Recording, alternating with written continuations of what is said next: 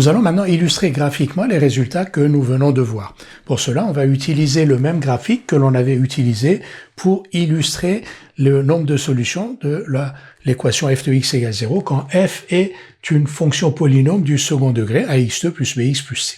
On avait vu que la représentation graphique de ax2 plus bx plus c est une parabole. Si a est positif, on a des paraboles qui sont tournées vers le haut. Quand A est strictement négatif, on a des paraboles qui sont tournées vers le bas. Considérons le cas A strictement négatif. Donc, on avait étudié 3 cas. Le cas ici où la courbe représentative de H a des points d'intersection avec l'axe des abscisses, c'est le cas où h de x égale 0 a deux solutions x1 et x2, et donc le discriminant de h est strictement positif. Quel est le signe de h?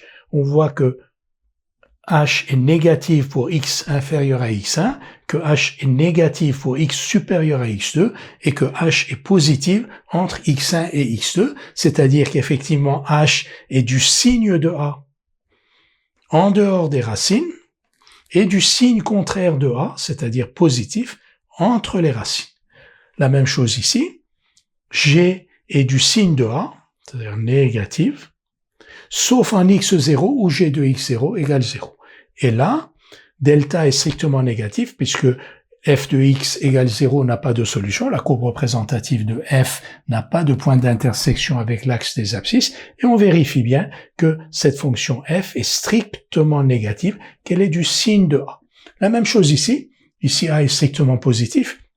Considérons donc cette courbe représentative de h, h de x égale 0 a deux solutions, x1 et x2, c'est donc que delta est strictement positif. Quel est le signe de h? H est positif pour x supérieur à x2, ici.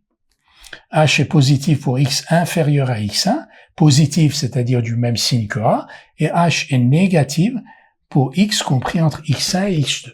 Donc, h est du signe de a, sauf entre les deux racines, où elle est du signe contraire à a. Ici, G est positif, vous voyez, les ordonnées de tous les points qui sont sur cette courbe CG sont positives, donc G de X est positif, strictement positif, du signe de A, sauf en X0 où G de X0 égale 0. Et enfin, ce cas-là, delta strictement négatif, donc f de x égale 0 n'a pas de solution, la courbe représentative de f n'a pas de point d'intersection avec l'axe des abscisses, et l'on voit que la courbe représentative de f est au-dessus de l'axe des abscisses, donc les ordonnées des points de cette courbe sont toujours positives, c'est-à-dire du même signe que A.